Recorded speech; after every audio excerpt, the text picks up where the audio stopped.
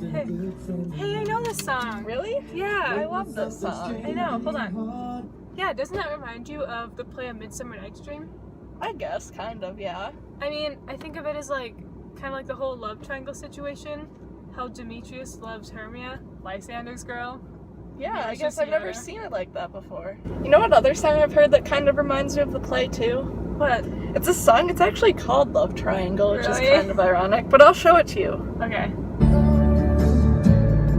And some of us get stuck in a love triangle. Get it? Like, you know, the I love get it, triangle in the play? Love triangle. Yep. Yeah, it totally relates to Midsummer Night's Dream. English is our life, man. Yeah. You know, the guy who wrote A Midsummer Night's Dream is really a genius. Oh, you mean William Shakespeare? Yeah. William Shakespeare lived from 1564 to 1616. He was born in Stratford-upon-Avon into a fairly poor family. His parents were Mary Arden and John Shakespeare. It is likely that his parents were illiterate, as this was very common during this time, especially for his parents' class. William had 7 siblings: Joan, Margaret, Gilbert, another Joan, Anne, Richard, and Edmund. Throughout William Shakespeare's childhood, his father suffered from serious financial debt, and so William never attended a college, university for further education. Rather, in 1582, when he was just 18 years old, he married Anne Hathaway. She was 8 years older than him and 3 months pregnant at the time. They eventually had 3 children together: a son, Hamnet, who died in 1596, and 2 daughters, Susanna and Judith. His only granddaughter died without having any children, which means Shakespeare has no descendants. Throughout William Shakespeare's life, however, he wrote many great plays and also performed in a few plays along the way. The play A Midsummer Night's Dream was written in 1595 or 1596. Shakespeare would have been around 31 years old. It was released close to the time Romeo and Juliet was released, so there is some debate on which came first. It is said that A Midsummer Night's Dream was originally written for and performed for an aristocratic wedding. Queen Elizabeth I was a part of the audience. Many playwrights have been inspired by A Midsummer Night's Dream and have transformed it into their own style. The main source of drama is created by weaving the lives of the main characters together and creating a love triangle that causes conflict between them all. William Shakespeare is also credited for contributing to the creation of the English language. The Oxford English Dictionary claims that he introduced approximately 3,000 words. They also claim that Shakespeare is the second most quoted English writer. The main characters in the play A Midsummer Night's Dream are Hermia, Helena, Lysander, and Demetrius. Hermia is a young woman of Athens who is in love with a man named Lysander. Hermia also has a childhood friend named Helena, who is much taller in stature than Hermia. Hermia, being insecure about her height, she believes that Helena wooed the men with her tall stature after they both fall in love with Helena. Helena is another young woman of Athens who is in love with Demetrius. Demetrius and Helena were actually once engaged to each other, but when Demetrius met Helena's friend Hermia, he instantly fell in love with her and broke it off with Helena. Helena also feels insecure about her appearance and thinks that both of the men are mocking her when they are all of a sudden in love with her after the love potion kicks in. Lysander is a young man of Athens who is in love with Hermia, but is nevertheless not permitted to marry her because Hermia's father wants her to marry Demetrius. Demetrius is a young man of Athens who is initially in love with Hermia, but then falls in love with Helena after the love potion. Okay, so here's just the key of the representation of the characters that will be drawn. So Lysander is in green.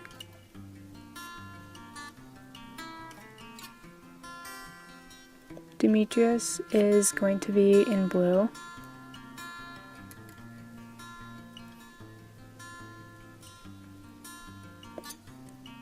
Helena is going to be in purple, and Helena is the taller one.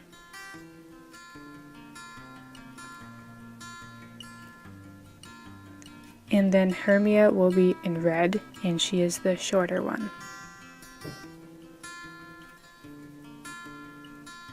So Puck is the last one that will be drawn, and he is the fairy that creates trouble for the four Athenians. Okay, so to just clear things up a bit about the whole love triangle situation, first, Lysander and Hermia love each other. But the problem is that Hermia's father will not allow them to get married because he wants Hermia, his daughter, to marry Demetrius. Now, Demetrius, in blue here, he does love Hermia, but she refuses to marry him because she loves Lysander, and Helena loves Demetrius.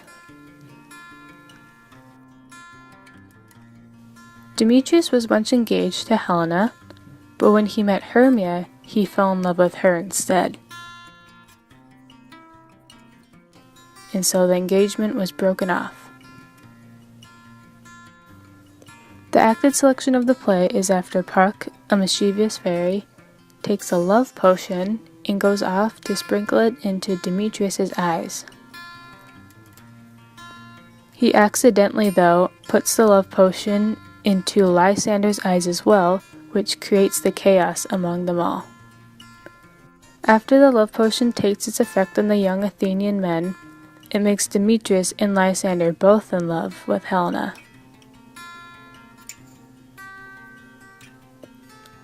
So then, Hermia then thinks that Helena wooed the men with her tall stature.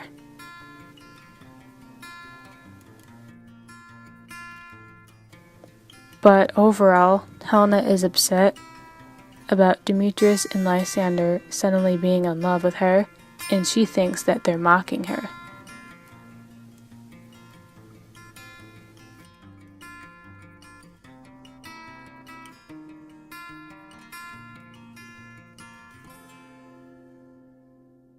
Stay, gentle Helena, hear my excuse. My love, my life, my soul, fair Helena. Oh, excellent. Sweet, do not scorn her so. If she cannot entreat, I can compel. Thou canst compel no more than she entreats. Thy threats have no more strength than her weak prayers. Helena, I love thee, by my life, I do. I swear by it that which I will lose for thee, to prove him false that says I love thee not. I say I love thee more than he can do. If thou say so, withdraw, and prove it too. Quick, come. Lysander, whereto tends all this? Away, you Ethope! No, he'll seem to break loose. Take on as you would follow, but yet come not. You are a tame man. Go. Hang off, thou cat, thou bird, vile thing, let loose, or I'll shake thee from me like a serpent. Why are you grown so rude? What change is this, sweet love?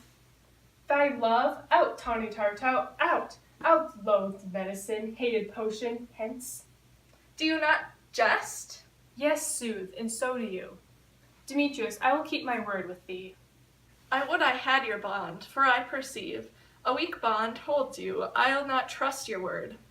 What, should I hurt her, strike her, kill her dead? Although I hate her, I'll not harm her so. What can you do me greater harm than hate? Hate me wherefore, oh me, what news, my love? Am I not Hermia? Are you not Lysander? I'm as fair now as I was erewhile. Since night you loved me, yet since night you left me. Why then you left me? Oh, the gods forbid, in earnest shall I say. Ay, by my life, and never did desire to see thee more. Therefore, be out of hope, of question, of doubt. Be certain nothing truer, 'tis no jest, that I do hate thee and love Helena. Oh me, you juggler, you canker blossom, you thief of love, what have you come by night and stolen my love's heart from him? Fine, ye faith, have you no modesty, no maiden shame? No touch of bashfulness? What, will you tear impatient answers from my gentle tongue? Fie, fie, you counterfeit, you puppet you. Puppet, why so? Aye, that goes with the game. Now I perceive that she hath made me compare between our statures. She hath urged her height, and with her personage, her tall personage, her height forsworth, she had prevailed with him. And are you grown so high in his esteem, because I am so dwarfish and so low? How low am I, though painted maypole speak? How low am I? Am I not yet so low, but that my nails can reach unto thine eyes? I pray you, though you mock me, gentlemen, let her not hurt me, I was never cursed. I have no gift at all in shrewishness. I am a right maid for my cowardness. Let her not strike me. You may perhaps think, because she is something lower than myself, that I can match her. Lower, hark again! After the performed selection, Demetrius and Lysander are fighting each other over their love for Helena. Puck stops the two men from fighting,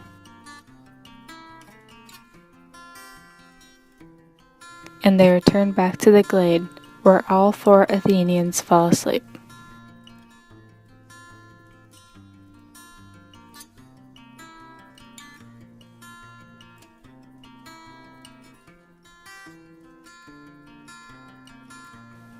Puck then sets out to resolve the problems he initially created, and he goes and squeezes the love potion into Lysander's eyes again, claiming that in the morning all will be resolved.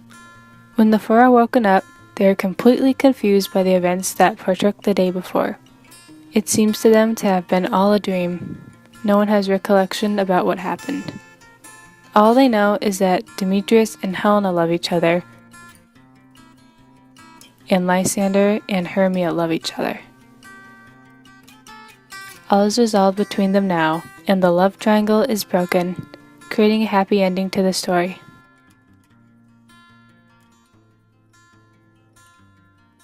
So, the importance of this performed selection of the play is all about, the mess that love can be sometimes, especially when it's interfered by outside forces such as the love potion.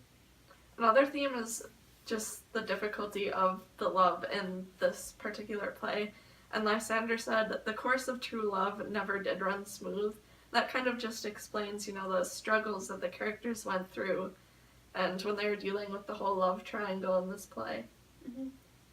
The imbalance between the lovers caused by Demetrius loving Hermia instead of Helena is what really set off the whole love triangle difficulty. Yeah, another thing is that they use magic, and Shakespeare kind of put the potion in there to complicate the whole love triangle and the chaos that's caused by the potion going into Lysander's eyes, which causes the problems. In the end, however, everything was restored and all four of them are happy. Yay!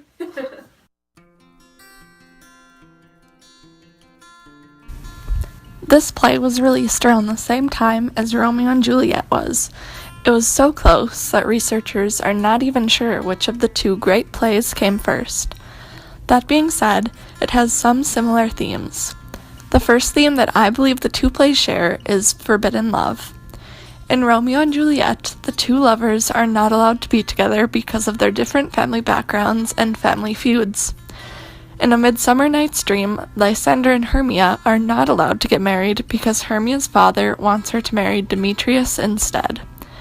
Both of the plays mentioned above also involve comedy. A Midsummer Night's Dream is written as a comedy, however, Romeo and Juliet just has a few elements of comedy scattered throughout various scenes. For example, in Romeo and Juliet, the nurse serves as comedic relief with her many innuendos. It is overall considered a tragedy because of the death of the main characters. Another similarity within many of Shakespeare's plays is chaos or rebellion and the need to restore order to the land. For example, the characters Bottom and Puck in A Midsummer Night's Dream represent disorder. The same goes for Tybalt in Romeo and Juliet.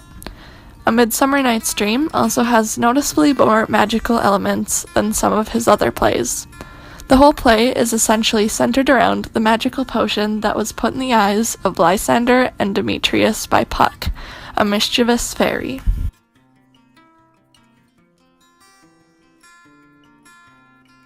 A Midsummer Night's Dream is similar to other works of Shakespeare that we have read. It involves many of the same stories pertaining to love, such as love at first sight and forbidden love.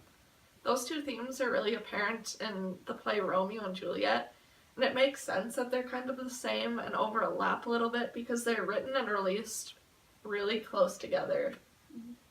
The other play that we have read is Macbeth, and Macbeth is very different compared to A Midsummer Night's Dream.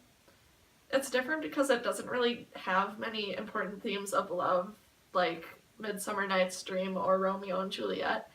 And whether or not his plays are a tragedy or a comedy, there's always some sort of disorder that's happening in them. Yeah, it is more apparent in plays like Macbeth, where the plot is surrounding some sort of chaos. However, his comedies still have elements of disorder in them. I mean, all that was fun and all, but can we go eat now?